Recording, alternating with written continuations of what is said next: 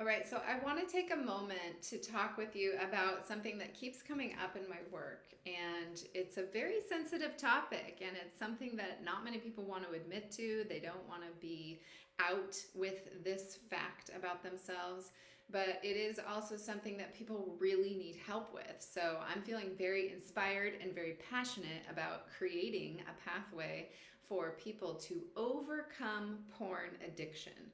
Porn addiction is something that really makes you feel shame, guilt, and there's not a very good sensation in your body when you're having an orgasm from shame and guilt. So we want to eliminate that, and I've got a beautiful little course that is going to help you do that. But I want to take several YouTube episodes to kind of go over my top 3 ways to overcome porn addiction. Before we even get into that, though, we need to look at what porn addiction is. So let's define porn addiction. Let's really take a look at what addiction actually is and what it means to be addicted to porn. So, as with any addiction, the frequency and the length of your use of porn play a factor in what it will take to get over that addiction, right? So there's always the option of going cold turkey, but with porn, I find that this is really not a lasting solution. Unlike what you might have to do with a chemical substance. With porn, it's a little bit different. And so the tools that I teach to overcoming porn addiction involve a lot more than just sheer willpower, because that's usually not sustainable either. So we need to go deeper. We need to look at what's underneath this addiction. So let's define addiction to porn versus a healthy relationship with porn, because there is such a thing as a healthy use of porn. So, enjoyment of porn in and of itself is not an evil thing. Just like the love of money is not the root of all evil, as that old Christian proverb states. So, porn is just a thing, money is just a thing.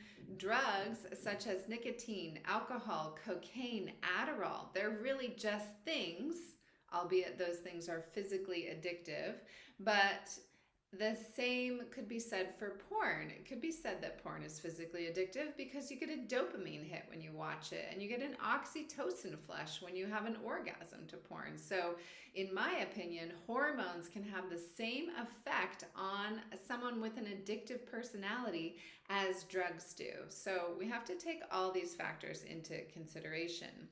And so it's really your relationship that makes that thing toxic for you or nourishing for you. So we're looking to kind of identify, is something nourishing or is it toxic?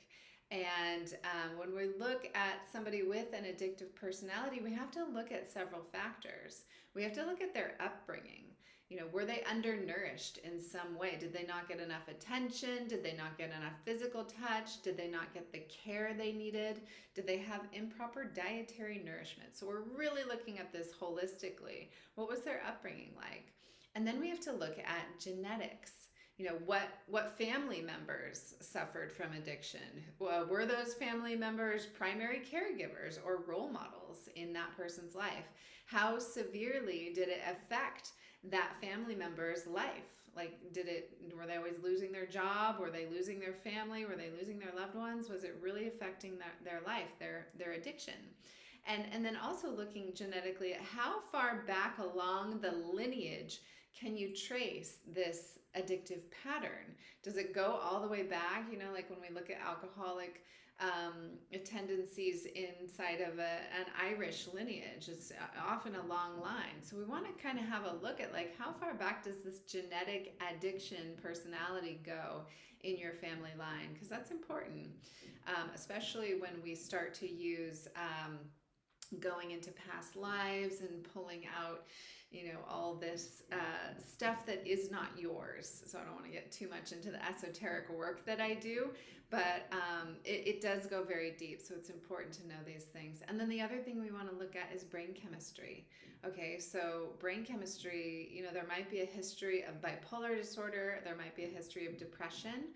There could be also a deficiency of amino acids inside the brain. A lot of times addictions come from this this deficiency of proteins, amino acids. So actually, I've seen a lot of vegetarians have these addictive personalities, like I need sugar, I need coffee, I need nicotine, I need dopamine hits from porn or whatever it is, because there's not enough nourishment in the brain. So sometimes getting in there physically can make a huge difference.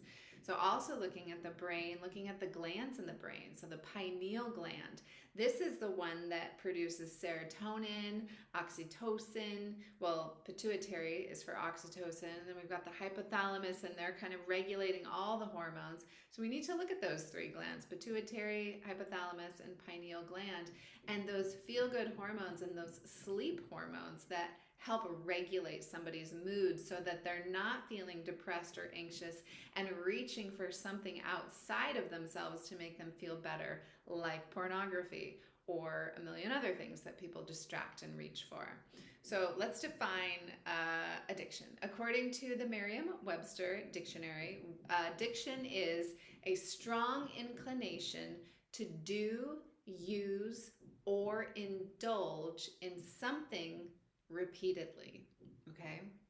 It's a strong, compulsive, chronic, physiological, and psychological need for a habit-forming substance, behavior, or activity having harmful physical, psychological, or social effects, and typically causing well-defined symptoms such as anxiety, irritability, tremors, or nausea, all right, upon withdrawal. Now, clearly, we're going to see tremors and nausea upon the withdrawal of physical substances. Probably not going to see that with pornography, but certainly we're going to see the effects of anxiety and irritability, because that crutch, that thing that somebody's been reaching for to make them feel okay in that moment so that they don't have to actually look at their real feelings and feel the pieces inside that don't feel worthy, then yes, those things are going to come up: irritability, anxiety, depression. And so we have to have a way to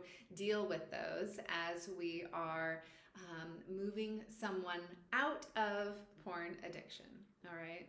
So here's my little definition of porn addiction. It's a person who uses porn solely to bring themselves to climax for the purposes of stress relief or as a distraction from feeling emotions that are really difficult to look at. So this person uses pornography regularly, more than once a week, and has a hard time feeling their own turn-on without a porn playing in front of them.